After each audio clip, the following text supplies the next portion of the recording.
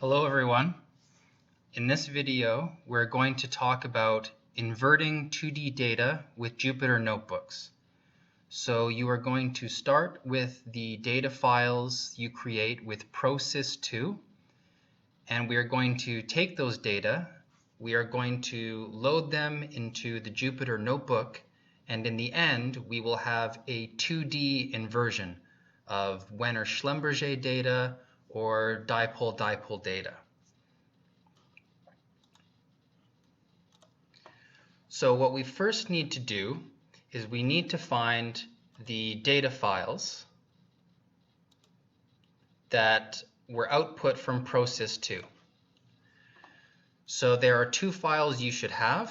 One will be the actual data, and we can open this up. So this has been output from ProSys2. We have the horizontal position of the A, B, and MN electrodes, and we have the voltage that was measured. And we also have the topography. So for many of the surveys that we did, we had flat topography. We assumed that the Earth was flat, but if there were some hills or this was included in our ProSys2 data processing, we would see some different numbers here. So this is what we need to start with. So before we use the Jupyter notebooks to do interpretation and inversion, we need to place a copy of these files in a location that the notebooks will be able to find. So if you remember, we have downloaded a folder that has all of the Jupyter notebooks, and we're going to go find this folder now.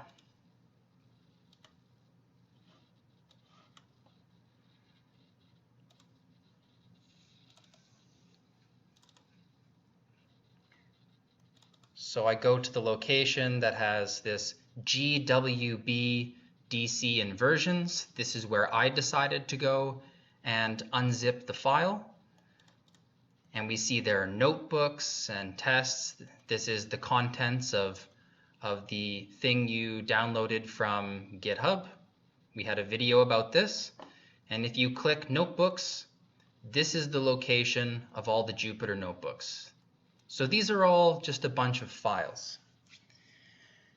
So if I want these notebooks to be able to find the data files, I need to make a copy of them. So I need to make a copy of the data file, and I will need to put this in 2D data.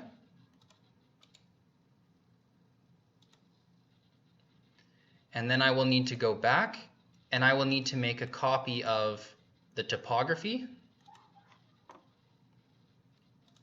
and place the copy in this topography folder. So now when I open the notebook will be able to go and find this copy of the data.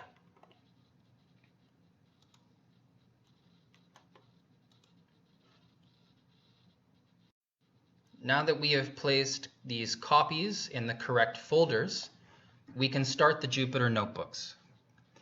To do this, we will click on the Windows icon, and we will type Anaconda, and we will see this program, Anaconda Prompt. This is something that is available to you if you have installed the Anaconda package correctly. So we click this, and we see this command prompt here.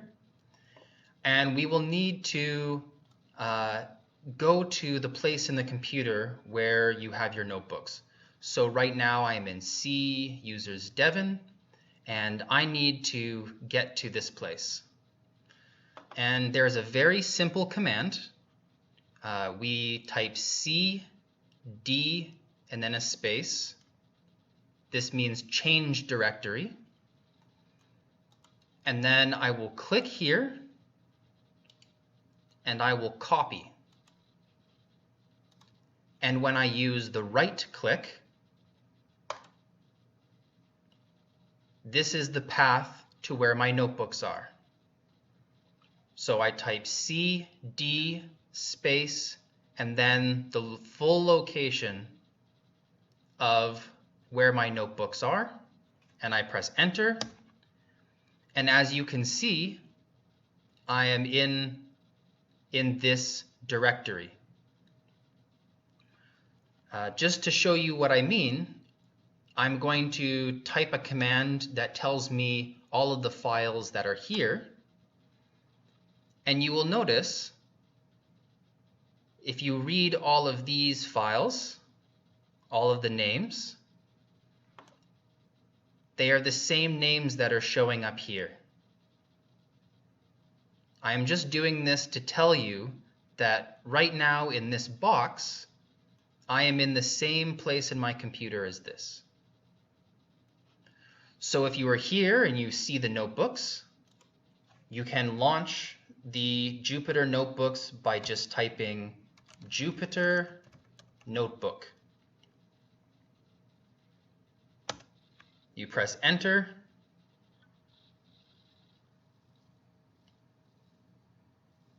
And the notebooks will now show up. So to invert 2D resistivity data, we're going to use the DC2D inversion app. So this will open the Jupyter notebook, and we see that there is some text. So there's some instructions, some background information. So these are the steps for what we are going to do. And there's also some cells. We call these cells. They're little bits of computer code. So to run one of these, or so basically to give an instruction to the notebook, you hold down the Shift key and press enter. And you can see that a 1 just showed up. That means that the command was executed, and this is the number of which command you sent. So that's how we run cells.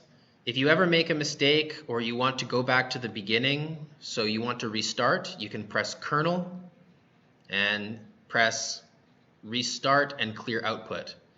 And that will be like starting the program again with no memory of what you did before.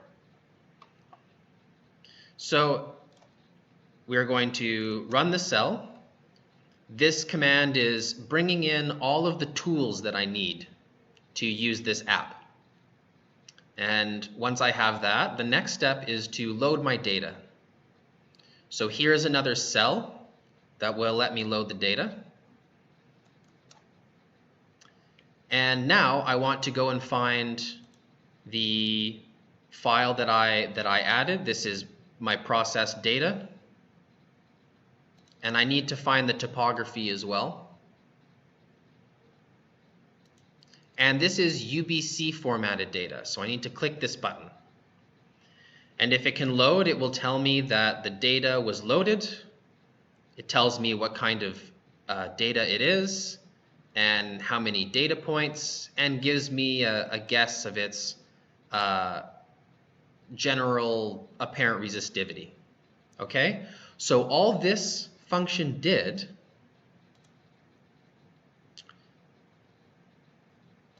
was go into your folder that had the notebooks, and where you place the data, it just looked in this folder and let you choose the file that you wanted to load into the notebook.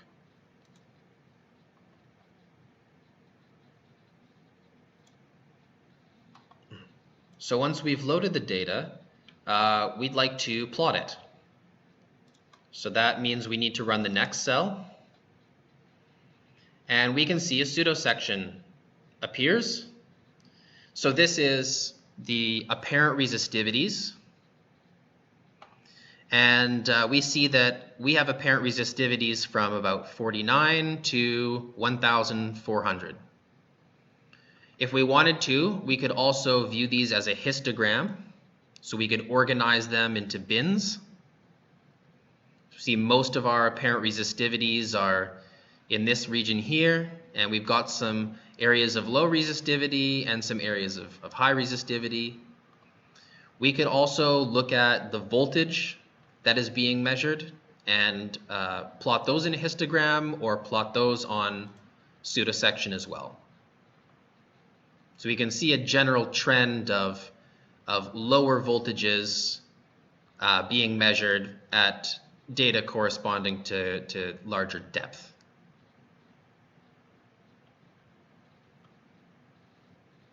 To run the inversion, we need to define a mesh. This is a grid where we solve the math problems numerically. And so there are some strategies for making the best mesh. And it is a compromise. We want the size of the cells to be very small so that we get accuracy. But if we have too many cells, then the problem is too big for your computer. So when we run this cell, it will start by making a tensor mesh for you. I will make these bigger to demonstrate this. So this is a tensor mesh. And we can see each one, there's a lot of little boxes.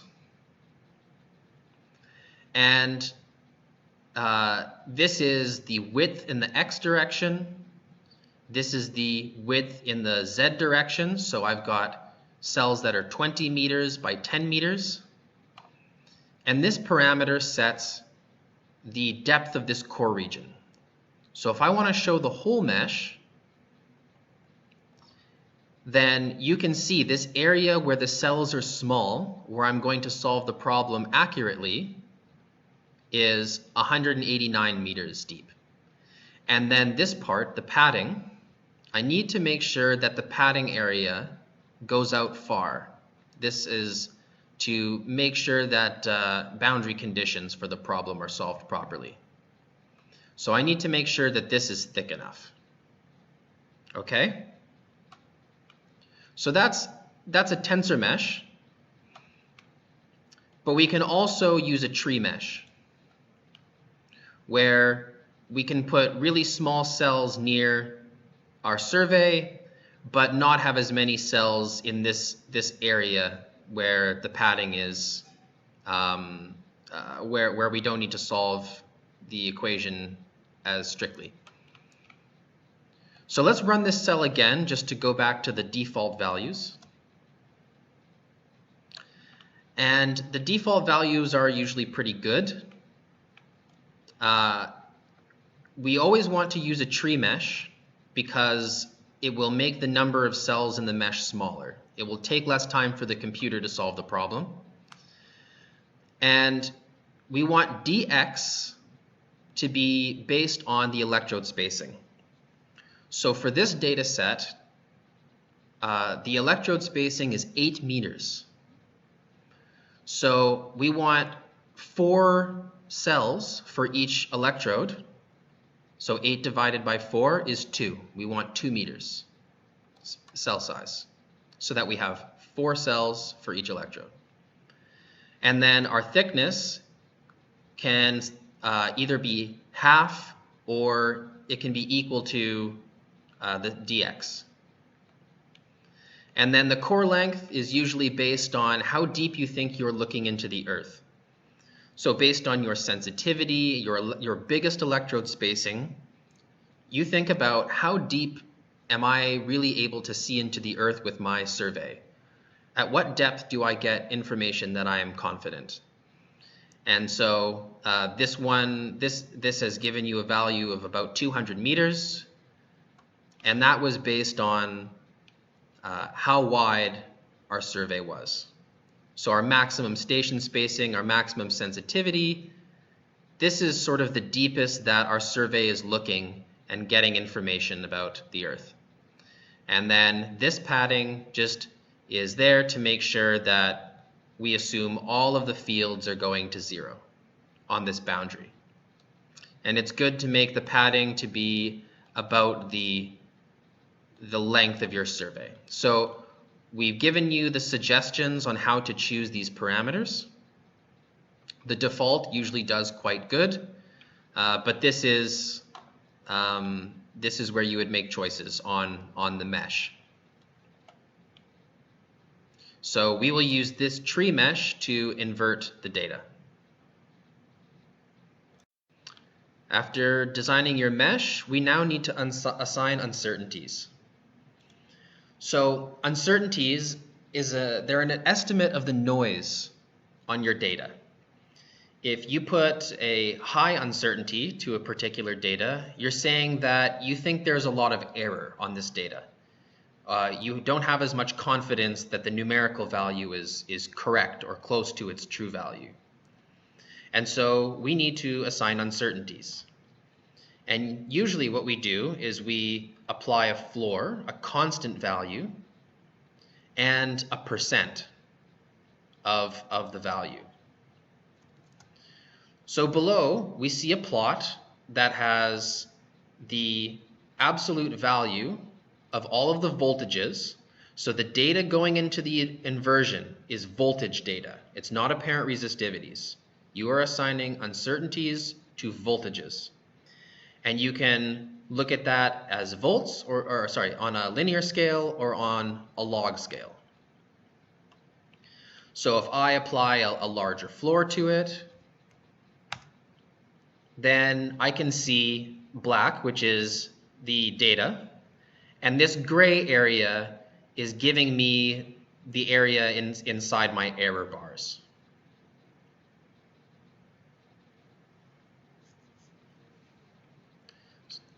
So for these DC resistivity inversions, it's very common to put a percent that is between 2 and 10. And usually a higher percent is chosen for the dipole-dipole survey because the signal is weaker. But the rule is that you use a higher percentage if your data are more noisy. So for this example, I will choose a percent of 5%. And now I need to think about the floor. And you choose the floor based on the values at depth. So I'm going to look at this pseudo section and I'm going to look at the volts. And right now it's quite good. There isn't that much sort of noise. Things are very consistent, but the noise on the data for these are usually a lot higher than they are for the near surface. What I mean by that is I have less confidence in these values, these data values at depth, because the signal is much weaker. And so I don't want to have a situation where I really try to fit these data and end up with artifacts in my inversion. So what I can do is I can increase the floor and not try to fit the data at depth as hard, and make sure that I am correctly fitting the data with stronger signals at the surface. So you might need to play around with this a little bit. You can test it by putting no floor or putting a larger floor and see how your data misfit changes. So for this case, I'm going to choose something like 10 to the minus 3. So I feel fairly confident with my values at depth, and I'm going to apply an uncertainty of 5%. But if you find that in your inversion you're trying to explain data at depth too much, you might want to consider increasing the floor.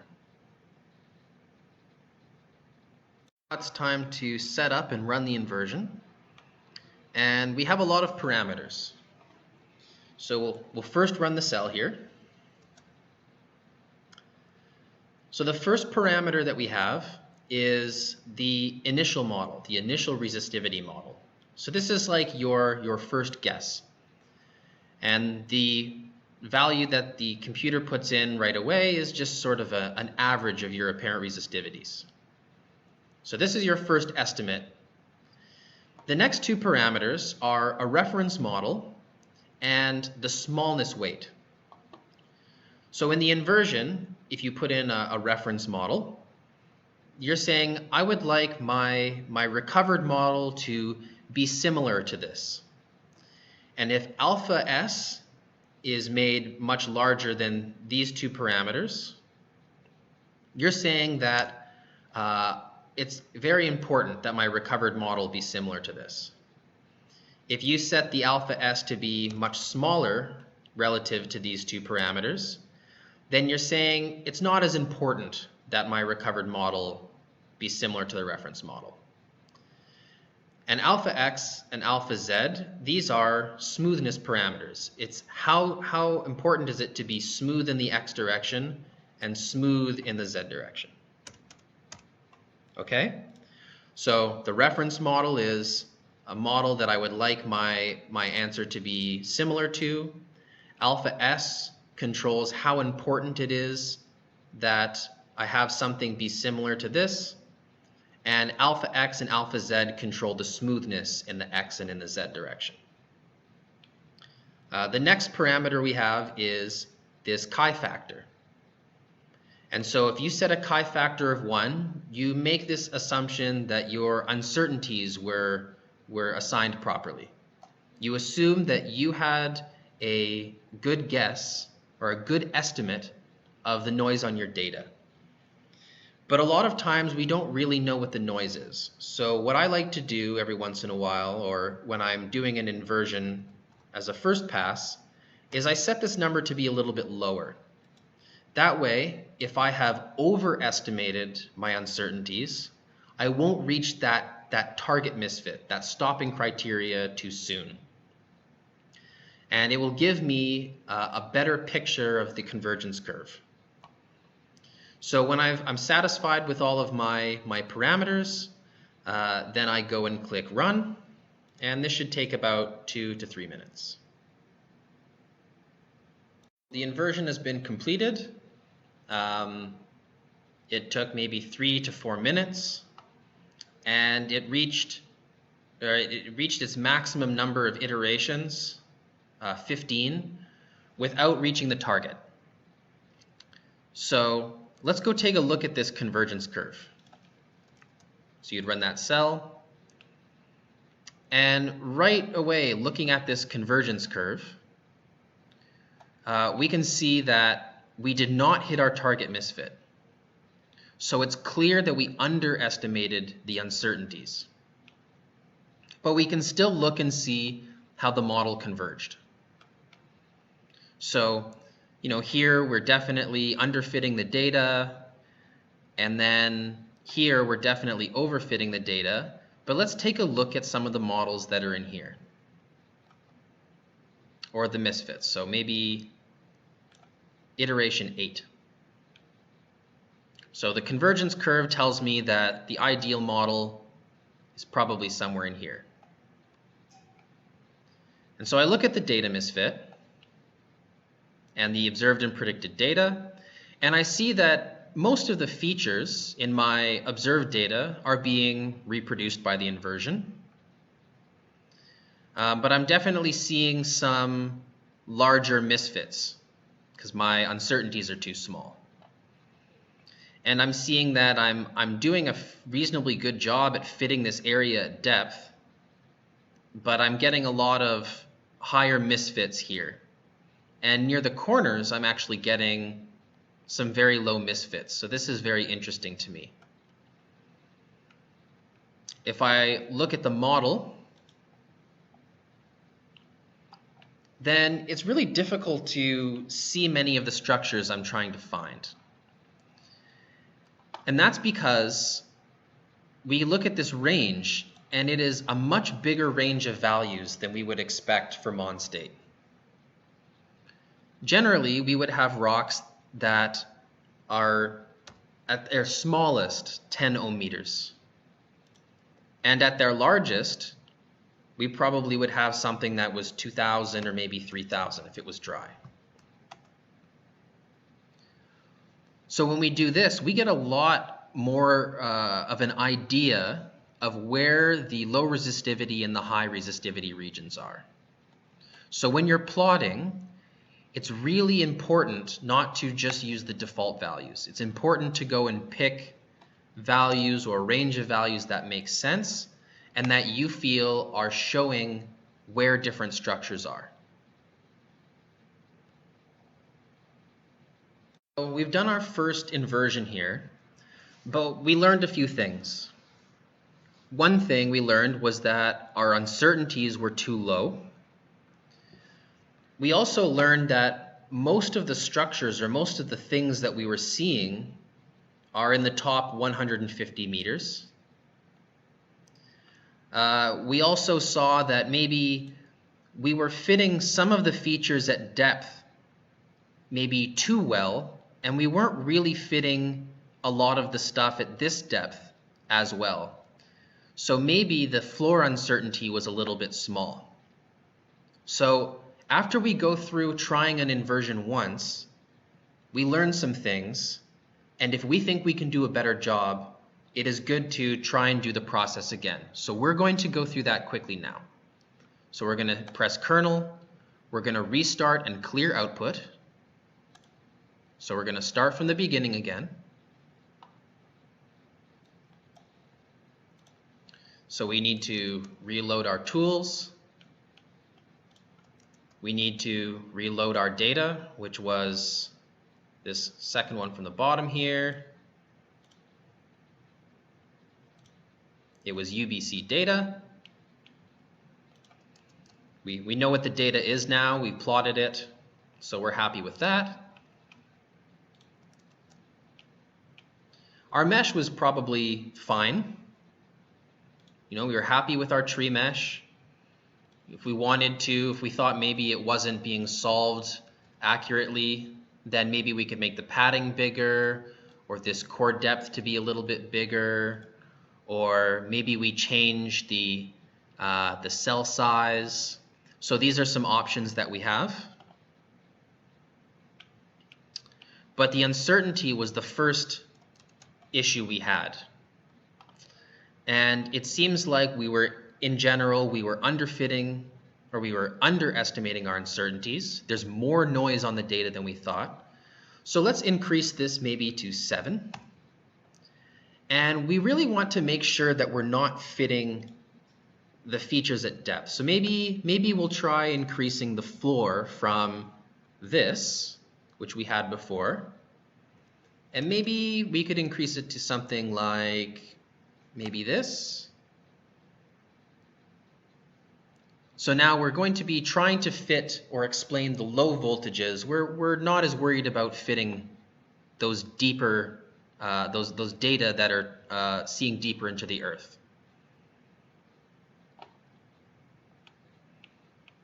Now we're going to set up parameters and run the inversion. And so as of right now, we don't really have a better estimate of what the background is, and so maybe we'll keep the starting in the reference model, but maybe we're not as confident that that this background value is good. So we're going to put a little less emphasis on having a recovered model that is similar to the reference model. So we're lowering that alpha S relative to this smoothness. So we should get something that is going to try and be just a little bit more smooth, but won't try to be similar to 175 ohm meters. Like before, it's still not a bad idea to put that chi factor a little bit lower to get a bit more of the convergence curve, and we're going to increase the maximum number of iterations, just so that we can see more of this convergence curve. The inversion runs fast, so we might as well do that. And I'll click the run button, and then we'll wait for the inversion to finish. So the inversion has finished, and now we see that we did in fact reach a target misfit before our final iteration. So we set the inversion to run for 15 iterations, but We've reached the target at 13. So we will look at our results, and we see, a much better convergence. So we did reach a chi factor of 1, and this is where we start to overfit the data. So now we've maybe overestimated our uncertainties a little bit, but we do get a fairly good convergence curve, and we can start to look at models around this area. So it starts to flatten out around the 8th or 9th iteration.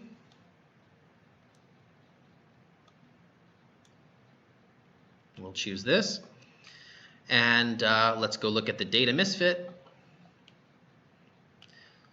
So now we can see that we have reproduced the features in the observed data, right? We have that higher resistivity surface over here, this low resistivity region over here. We haven't reproduced the stuff at depth quite as well by upping the floor uncertainty, but it's maybe let us explain some of these features a little bit better. So when we look at the data misfit, we see that even the data misfit is still smaller for the stuff that's at depth. So maybe we could have even increased the floor uncertainty by a bit more. But some of the features that we had in our data misfit last time have sort of gone away. It's sort of less biased than it was before. So we could look at a couple of other models and see what's happening to this data misfit. So we're not really fitting the data or explaining the anomalies too much better after this point.